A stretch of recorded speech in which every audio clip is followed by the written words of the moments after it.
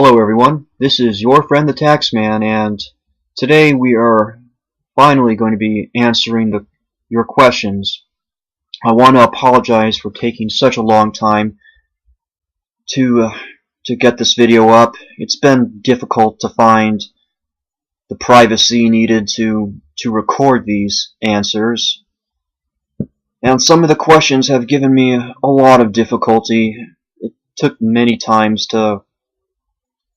before I felt satisfied with my answers.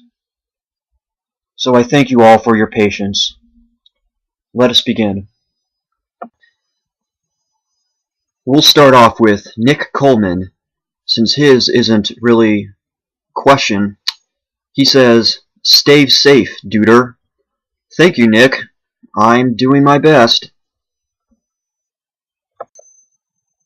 Our second comment, which is also not a question, is from Oz Nerton, and they say, "Curio is adorable. Just wanted to say this." Personally, the word I would use is handsome, but I'm glad to see we're otherwise in agreement, unlike some of my critics who say that Curio looks like a donkey LARPing as a unicorn. No artist can truly capture his essence, and since I can't draw, there's no way that I can depict for others how he appears to me. He has on a few occasions manifested under a different form, but the unicorn is primarily how I've come to know him over the past 5 years now.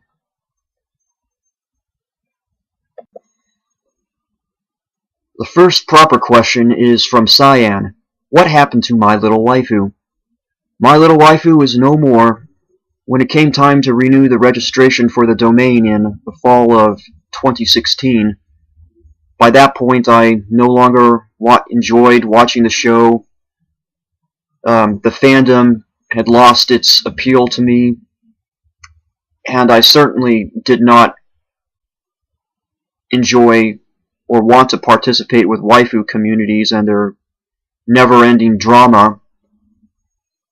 Besides, the forum was dead, and keeping it around at that point would have only been a waste of money.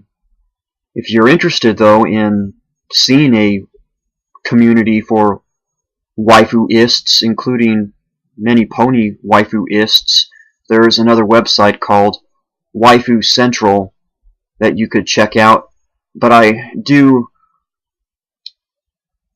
warn you that in order to get onto Waifu Central, you basically have to go through a background check and answer questions to prove that you're serious, because they are extremely paranoid and a very, very reclusive lot who do not want attention. So, there you have it. BioSpark37 asks, do you still have a stash of wine bottles? Have you had many Croatian wines? Hope you are doing well. Thank you for the question, BioSpark. I do indeed still have a stash of wine bottles back in my mother's house. Don't think I'll ever be drinking any of them again, for the obvious reason that I don't drink anymore, and I consider myself very fortunate to have been able to kick that addiction, and I wouldn't even trust myself with half a glass of wine. I think the risks of relapsing is too intimidating, and I do not want to fall back into that bad habit. As for Croatian wines, I never had any. I didn't see any for sale at the stores in Indiana back when I was still drinking. Ergo, I never had a chance to try them out. Now I do see Croatian wines in some of the grocery stores here in Portland. There's one white wine called Grasavina. I asked somebody about that, and they say that it's a decent wine, but not worth the $15 they charge, and since this person I asked is actually from Croatia, I'll take their word on it. Skierg says, no question really, but it just kind of sucks that the negative exposure you received stopped you from doing something you were clearly passionate about. Hope you found a new outlet where you're able to express yourself freely.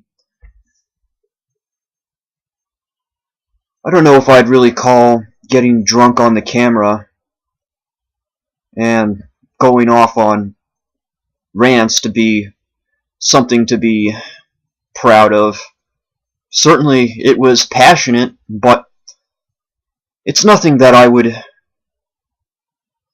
go back to doing, or if I'd been in a better state back then, that I would have done in the first place. And I honestly don't feel that I was that great of a wine taster. Yeah, I was certainly good enough to be able to tell the difference between different styles and different producers in the same regions, or the vintage to vintage, and I could sell bottles to people, including the very fine ones in the fine wine cellar. But I never really got paid enough to be able to drink the real good stuff, the high value stuff that you'd sell to the loaded customers. So my knowledge was rather limited, and I never would have had any chance of becoming a true sommelier. Not that I think that my skills were ever up to that. Now, occasionally, we'd certainly open up fine bottles, maybe an $80 Chateauneuf de Pape or a grower champagne, often around holiday seasons. But the chances I had to drink that type of stuff was limited, and now that I don't drink anymore, it'll be 3 years and just about 2 months, I don't really need to be talking about wine. I still might chat with people about wine, but I don't intend to drink it. I don't intend to go back to that. So I don't really need an outlet to talk about it. And I'm no artist either, so no artist or musician or writer of any note, so it's not like I have any outlets at all.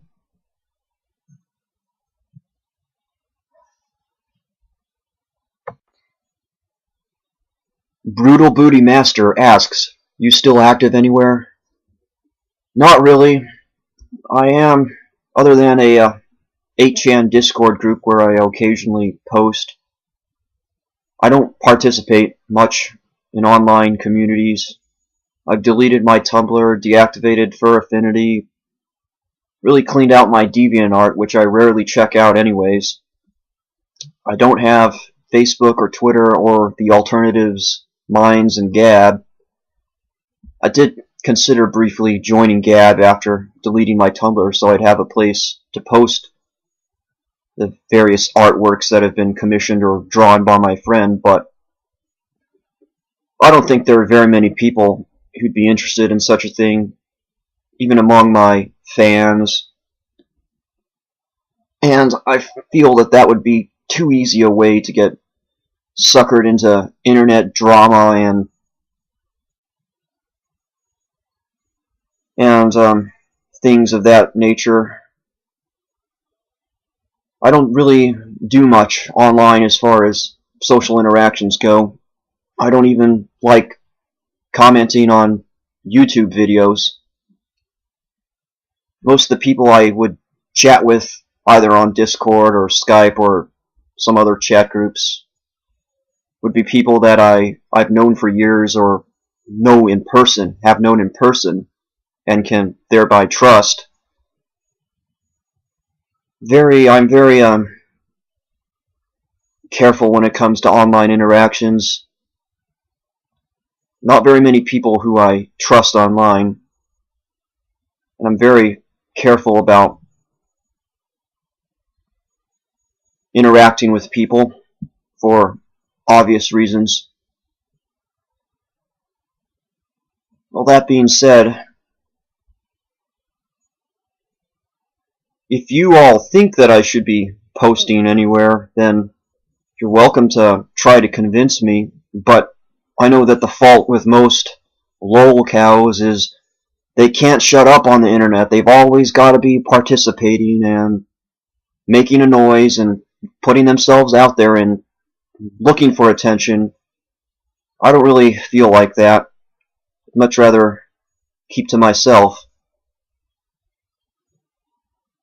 But if anybody's interested in seeing artwork, then, well, I'm open to suggestions.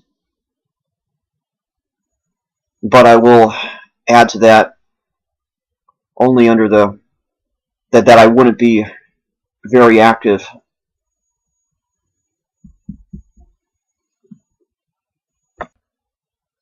John Christie asks, "Hey Taxman, I'm happy to hear you're doing well. My question is, what have you been up to in the last year or so since your last post?"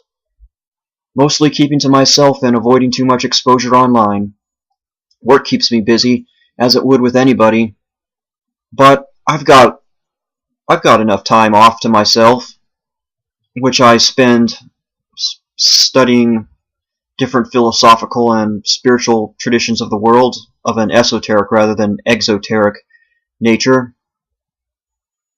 I work a lot on self-improvement and integration in pursuit of my personal goals, which I won't be going into as that is a private concern.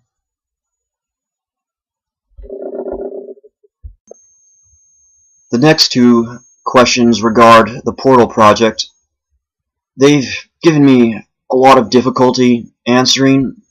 They're not the most difficult set of questions I've received. That one is reserved for the very end. But I've recorded and re-recorded them numerous times, have not been satisfied with any of the answers I gave. So, in order to actually get this video done with, I'm going to be succinct. Otherwise, it'll never get out. And I apologize if this means that people will find my answers to be unsatisfactory or lacking in detail, but the way I see it, most people think I'm schizo, delusional, or autistic, if not all three at the same time. Alright, let's go on to the first question. Everywhere2 asks, "Glad to know you're doing okay, Tax. Have thought of you often. What have you learned about portals to other dimensions? I do watch Chris's videos, but your brain wattage is far greater than his, and you've got the bard's gift for conveying what you know." Is that sarcasm I detect?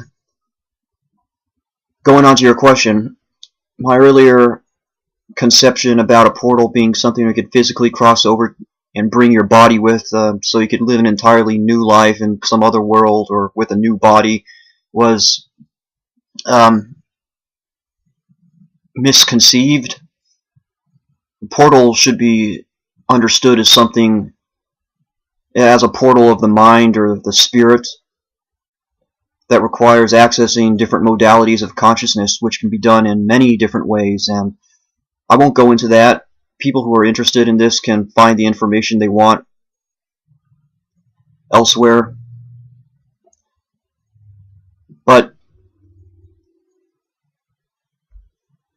But the thing to remember, though, is that you will come back to your physical body whenever you're done projecting or whatnot.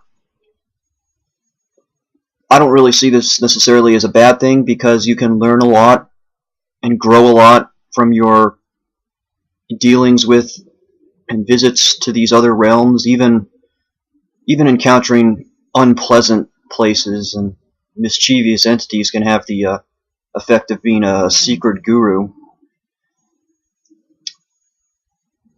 So it's important, ultimately, to have balance, not to neglect your life in the material plane by focusing too much on these other worlds.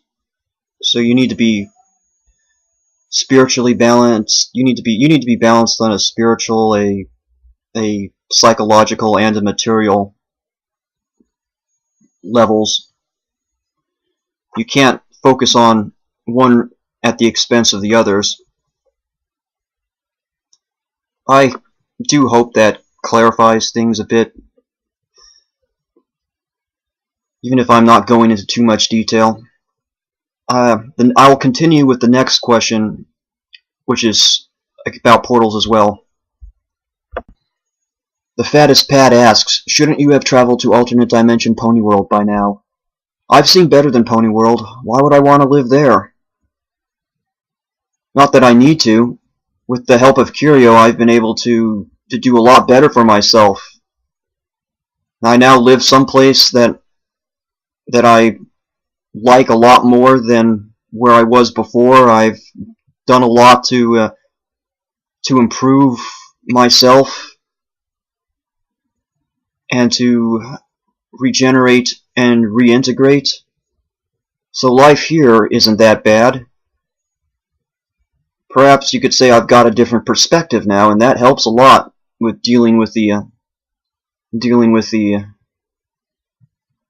troubles of modern living. And Curio keeps me company, so it's not like I'm alone.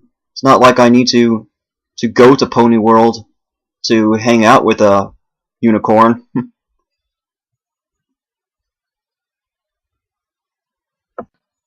And now we approach the final set of questions, the ones most responsible for me scrapping the video I originally made a week and a half ago due to a lack of satisfaction overall. Several of these questions are pretty tricky to approach, and one could easily go off on rambling digressions and potentially reveal too much, especially on the one about Afghanistan. So, Mr. Snooker K has a 5-part question. I will read it from the top and then answer each one individually. They say, "Hey Tax, I have some questions. First, have you any afterthoughts from the whole lolcow fiasco? Second, do you think you will ever post any content publicly online again? Third, do you feel you are in a better place since this time a year ago? And finally, do you have any stories or occurrences to share from your time in Afghanistan?" Edit. Oh, and one follow-up question. Could you tell us a little about your drug history, what you've taken, what you like, and why, maybe some past experiences? So the first question is, have you any afterthoughts on the whole lolcow fiasco? Being a lolcow is not fun. I don't think you need to hear it from me to know that. You just take a look at anybody who's dealt with this. Although, in truth, it is something that one's actions brings down upon oneself. And leading up to that, I had a long history on various chat groups and forums. So there was a lot of information that was publicly out there. It didn't make me look good. Information I should have been more discreet when it came to sharing on the internet, where nothing is ever forgotten. But the worst year was 2015, when I was making all those wine tasting videos, and blogs, which I'm sure you all remember quite well. Well, what's it take from that? Not to do stuff like that again, at least not publicly. Keep one's eccentricities to oneself, within one's own 4 walls.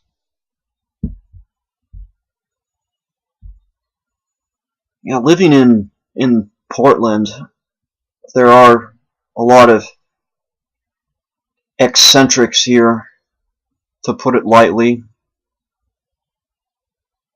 So in a way I can blend in because I don't wear my own weirdness on my sleeve. At least I don't think I do.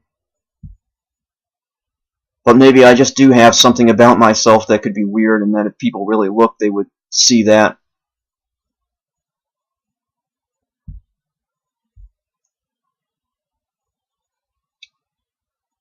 One major thing that I learned, as I've already said, is the importance of circumspection, prudence, being careful what one says publicly,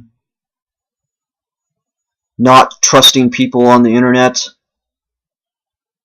especially people you haven't met.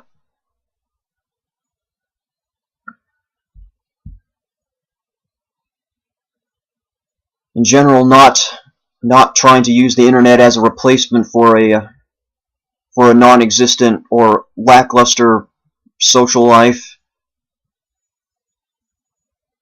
And just how badly attention-seeking behavior or outrageous behavior can impact you. All that stuff is still out there with that 70-plus page Kiwi Farms thread in the lolcow wiki article. Anybody could find it if they just Googled up my name and dug through the post results. So far, I haven't had to deal with any real-life consequences of it outside of my family and the circle of trusted friends I know in real life. There's always a possibility that it could come back and bite me in the butt. Oh, well, what could I say other than, yeah, that happened. It was in my past. Maybe there's something about my disposition that predisposes me towards weirdness. But I'm a lot more aware of that and a lot more discreet, and I keep my silence a lot more. Disconnect a lot from the internet. I try to live a solitary life. A reflective life.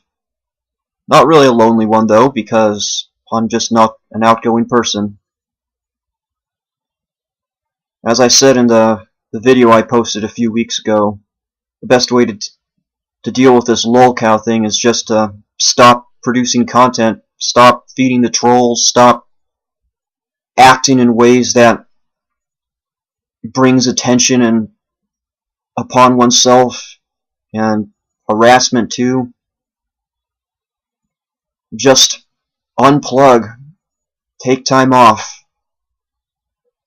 And if there are things in your own life that are inadvertently fueling this behavior, then you need to take a long, hard look at yourself and realign your life as it sees, as it would do to help you. Which for me was leaving my mom's home, moving all the way across the country. The whole opportunity was a rather miraculous set of events, and Curio has played a role in that. Also, disconnecting, like I've largely done, and taking time to actually learn from these experiences.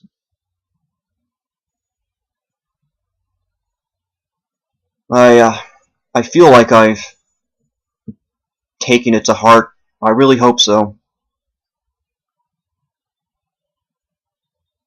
I'd be a damn fool if I ever went back to that sort of behavior ever again, and would completely deserve all the negative attention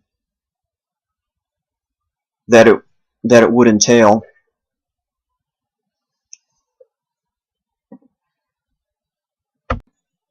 Snooker's second question is, do you think you will ever post any content publicly online again? I don't know. Will I post videos like I used to? I don't think so. I don't drink anymore, so why would I? And I saw what good it did to do blogs online. Now that I have a healthy respect for my keeping my own privacy, I don't see myself doing that type of thing. I honestly don't have much to contribute to discussions, nor am I an artist or a musician or much of a writer. So, what would I be doing online anyways? As I said in Brutal Master's question, I've thought about starting up a Gab just so I could post some of the artwork that my friend has drawn for me or that I've commissioned. But I don't think there'd be too many people interested in that. I could also post it on DeviantArt, but I just don't feel much impetus. So, I don't think I will. Not regularly. Might do occasional videos like the one I'm doing now. I've also thought about doing videos where I walk around Portland and just record weird things. But I don't really like going into the city too much on my off time. It's exhausting. And when I don't have to go into Portland, I just really prefer to stay at home. I have thought about going to some of the protests. I just so I could see with my own eyes if the left-wing protesters are as enthusiastic, I'm using air quotes there, as the videos I've seen online. But those all tend to happen on days when I'm at work.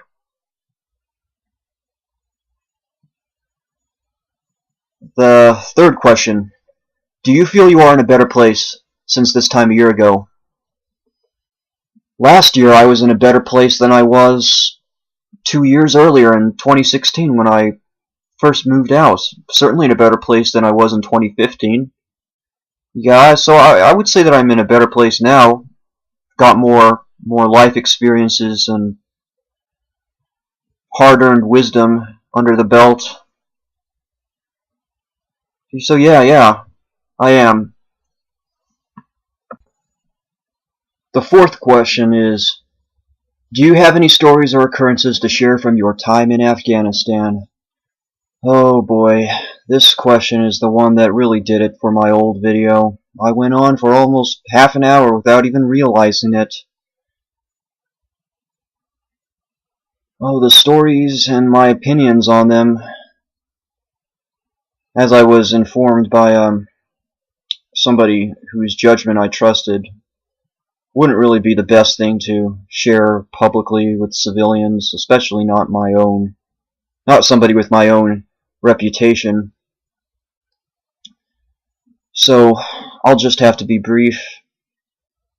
Well, the first memorable thing would be about 3 months before we deployed in November of 2009, so that's going to be 10 years ago soon, when they had the mass shooting at Fort Hood,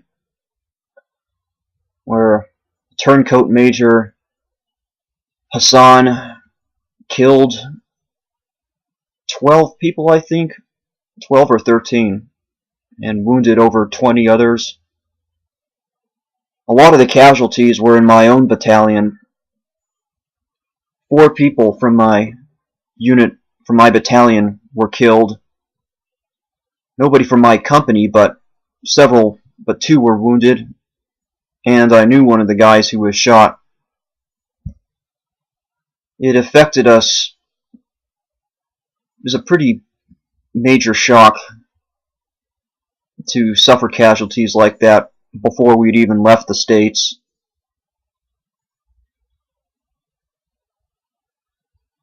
And I still remember the day like it was yesterday.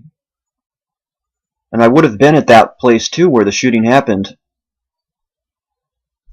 because it was a processing center where soldiers who were on their way to deployment would go and get shots and have medical examinations and fill out their legal paperwork. And since we were getting ready to deploy that upcoming January, everybody had to go through that. And I'd finished most of my work. I still had a few things to do.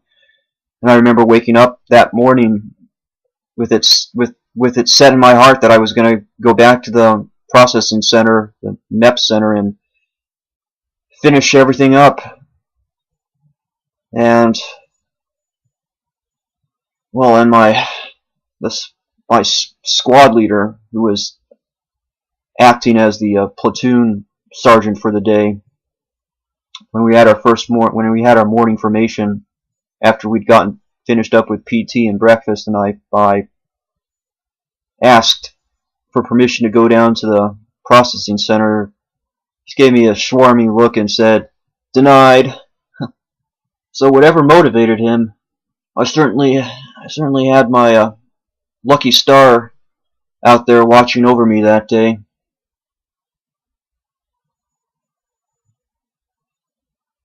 And well, in the aftermath,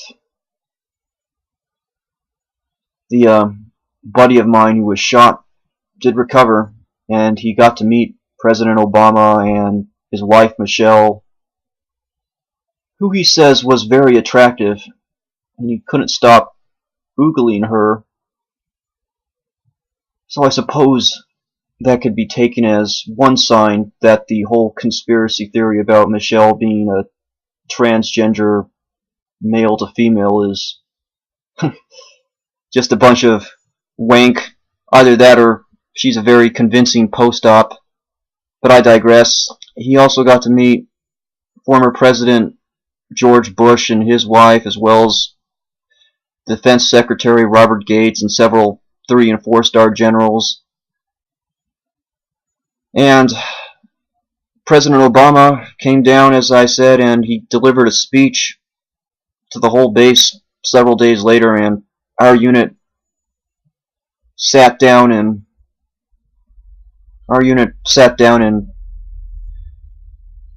I suppose you could say VIP seating while everybody else was standing in formation. I don't really remember the contents of his speech too much. Staying perfectly attentive and with soldierly discipline and dignity meant that I didn't devote too much energy to that, to listening to his words, and the shock of the whole event certainly made the following days and go by in a haze. And we did deploy.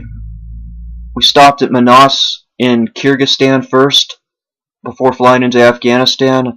I remember that because we arrived after midnight, and it was in the middle of January, and it was the coldest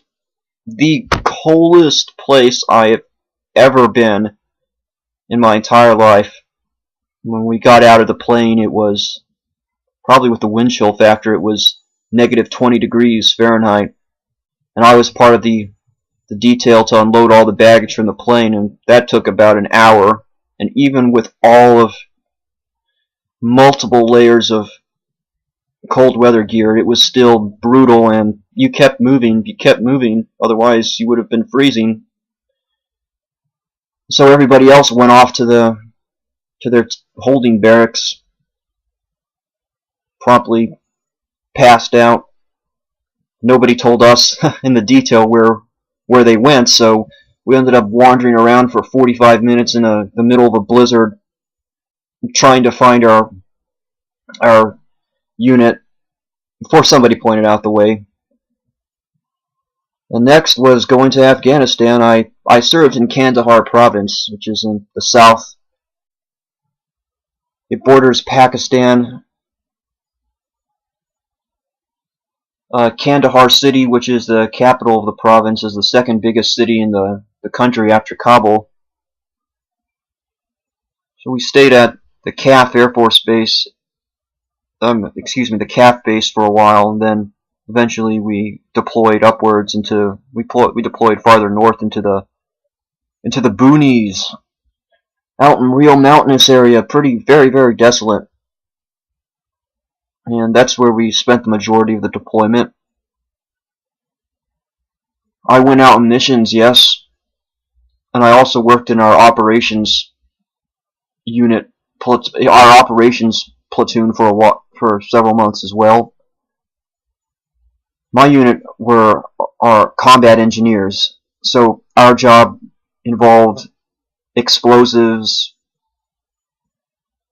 landmines, breach and clear, in traditional war, that is, the type of counterinsurgency policing action that happens with these postmodern wars we find ourselves in, or in the occupation operations in Afghanistan and Iraq, would involve traveling down highways and byways in convoys of massively armored vehicles, driving about 3 miles an hour with your face pressed against a window, or gazing out through special telescopic cameras and other equipment, trying to find roadside bombs, the IEDs, and UXOs, which are unexploded ordnance, before you hit them and they blow you up.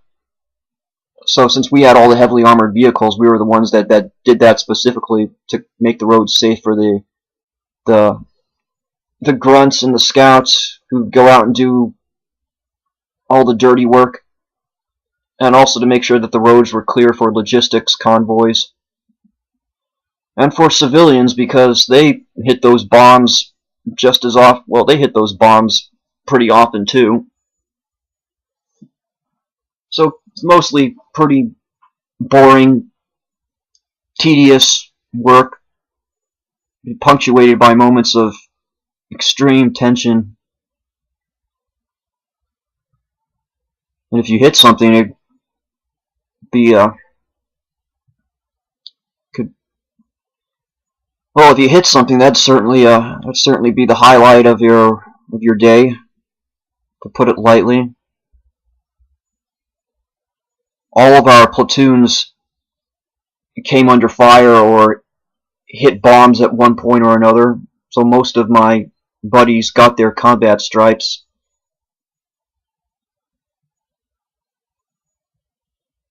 And it's around this point where I have to say that I do wish I had been able to go out on more missions and spent less time working in the operations department. I guess they just thought that, well, this guy's a lot smarter than the average engineer. Let's put him in in front of all the computers and the radio equipment and have him analyze intel reports and distill them into useful information to give to the platoon leaders, so they had an idea of what was going on out there. I'm keeping an eye on everybody through GPS and stuff like that. Working night shifts, 12-hour night shifts, which was better than doing day shift because you didn't have first sergeant and the company CO hanging out there in ops all day with you. Although I was told a lot of people depended on me and were grateful for the work I did, but I would have preferred to have been out there in the thick of it with everybody else, which is what I'd signed up for. But I digress a bit. So we'd occasionally get rocket attacks, a lot more rocket attacks at Kandahar Airfield than at our little base in the foothills. but the insurgents managed to plant IEDs several times right outside the gates, even though we had a giant blimp with all this sophisticated camera equipment perpetually floating overhead to keep an eye out and prevent just such occurrences. They still found ways through that. And there was one time where the rockets they fired actually killed somebody, a contractor.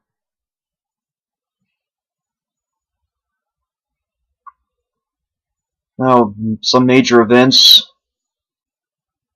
We suffered a massive IED strike in September of 2010, which killed 2 of our men.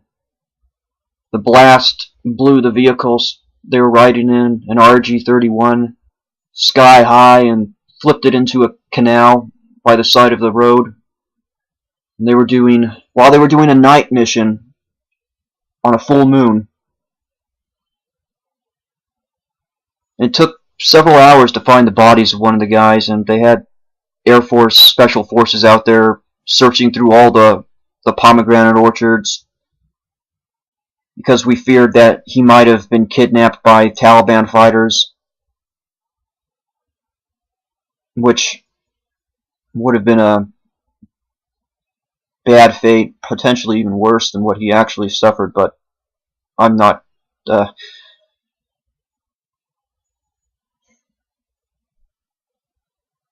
So that was probably one of the major highlights of the tour.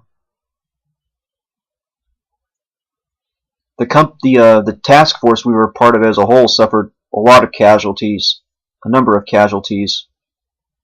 My company wasn't hit anywhere near as bad as several of the others, especially the ones that were farther down south and patrolling routes near the border of Pakistan. They had several massive IED strikes where 5 or 6 people would be killed in a single vehicle.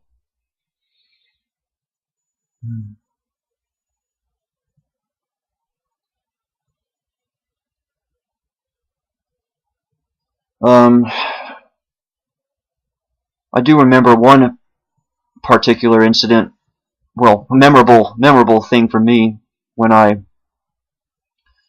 patrols were getting ready to do new routes through the pomegranate orchards that no Americans had dared to go for in many months. But after the IED strikes, and there had been numerous incidents where IEDs and enemy insurgents would be firing from the orchards, they decided that they were going to clear them out. I even think that at one point the infantry went in and completely demolished a village that had a lot of Taliban sympathizers living there. But as they were, okay, back to my story, as they were going out, I did a lot of research into those routes, going back years to look up every single IED strike or fire or small arms fire incident, and as well as all the intel reports, just to build a general picture of what they could expect. And I remember when the lieutenant actually came up to get the brief, I told him I gave him a short brief, but I forgot to give him the paperwork I had printed out. I didn't realize this until they'd actually left the gate. But this was after the massive IED strike, and they changed the task force SOP, so they were doing no more nighttime missions.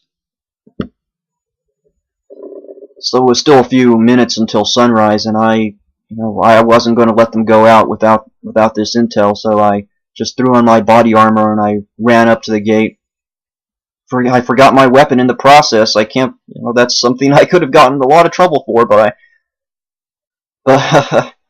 I went up to the gate, which was manned by contractors. They hired foreign contractors from Nepal and Bangladesh rather than stationing American soldiers there, and they didn't understand any English, and I was just waving at them, trying to say that I need to go out there to visit, to stop by the patrol, and they just looked at me, and they opened up the gate for me, and I walked out, and I banged on the side of the truck and they were surprised to see me there, and I handed them the papers, the intel, and the lieutenant was quite shocked and impressed that I would do such a thing, and they escorted me back to the gates, and nobody ever reported me, so I didn't get in trouble, and I actually won a lot of respect for that. Although I'd have to say that forgetting to bring my weapon was definitely a major oversight.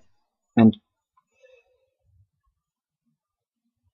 oh, another incident that really sticks out in my mind was a time when they found the body of a American of a local informer who the Taliban had kidnapped, tortured, and then murdered, and they hung his body from a pomegranate tree with American money rolled up and stuffed up his nose as a warning to all about the fate of snitches. Well, and I also, another thing was, I guess more related to what I was doing in the intel research, was a lot of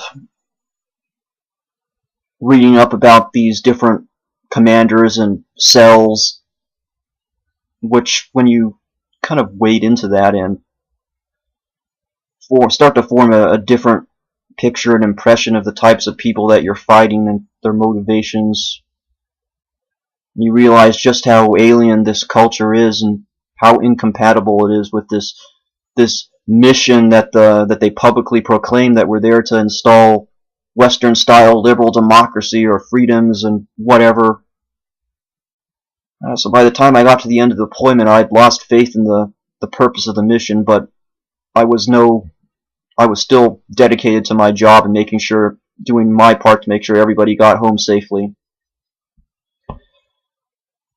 Now, something I could add to all of this would be the effects that this has on people and what happened to some of my friends and battle buddies. Because I know this is a question specifically about Afghanistan and the war, but the consequences of that should be addressed as well. Because you may think that my breakdowns were bad, and partly maybe fueled from that, but some of my compatriots had met pretty bad ends.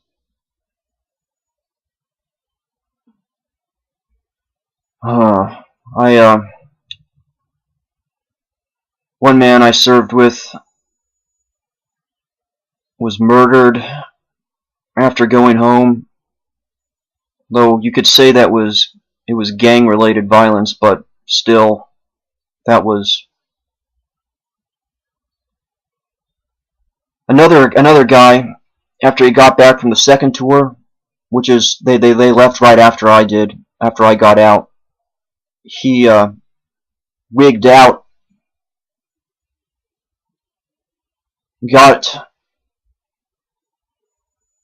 dangerously drunk, and then started menacing people in his apartment complex with an AK-47, had the cops called on him. When they showed up, he started shooting. He killed an officer before being neutralized himself.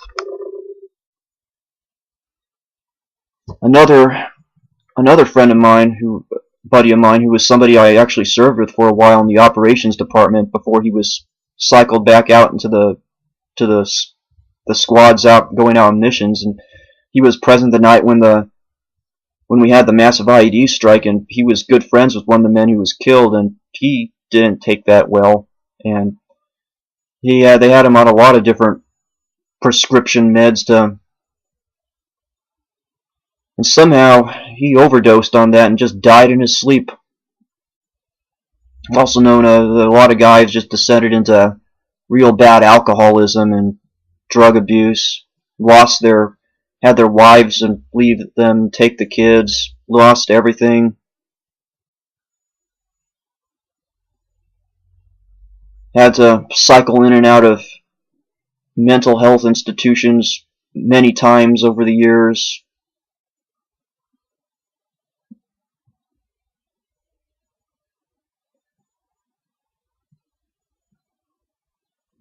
And of course, there was my own very close friend who killed himself while on his second tour of duty. And I've still thought about that and dealt with it for over the years. It impacted me pretty hard. I've often thought if it would have made a difference if I'd gone back, and to be fair, there's a good chance I might have re-enlisted if I felt that the leadership in the battalion was better, but they were a bunch of goobers, especially the battalion headquarters, with all the pencil pushers, were unbearable to deal with, and morale certainly wasn't very good. So I weighed all the options and decided I just wanted to get out. I don't know if it would have made any difference to my friend if I had stayed in. He's ultimately the one who made the decision to end his life.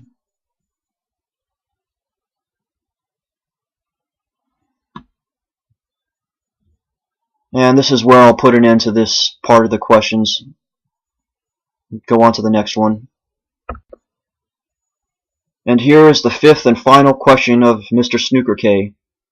He asks, "Oh, and a follow-up question. Could you tell us a little about your drug history? What you've taken, what you like, and why? Maybe some past experiences." Well, if you're hoping for me to do things like trip reports or just go into long detail about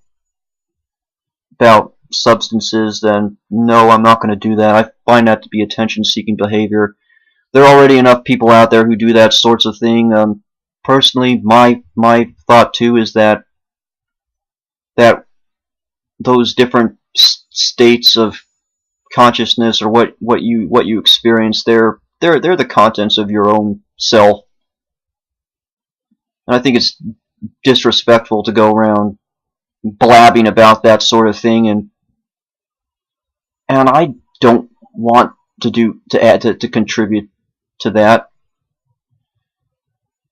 Nor do I want to go around talking about these sorts of things, because it would only renew interest in me and get more people on my case, and I don't want that, so no, I'm not going to. You can find more information about stuff that I admitted to taking in the past on the Kiwi Farms thread and in the lolcow wiki article. I will say a few things, though, as a way of warning. Opioids are bad. You should avoid opioids. And you don't need me to tell you that. Deliriants are no good. Don't do deliriants. That would include Benadryl. Benadryl is horrible, but especially not Datura. I was very fortunate that I did not die when taking that Datura, and I ate 100 seeds, and I guess I must not have chewed them up enough, because the chemicals in them to activate and to potentially kill me or give me a really, really bad time. If you go to Arrowwood and you look up the experience portal for Datura, you'll see that it's almost, there's the number of people that you could see who've actually had positive experience with Datura is very, very, very, very, very low. Almost everybody who's done it has reported that it was a train wreck disaster. So do not do it. It could kill you. It could kill you.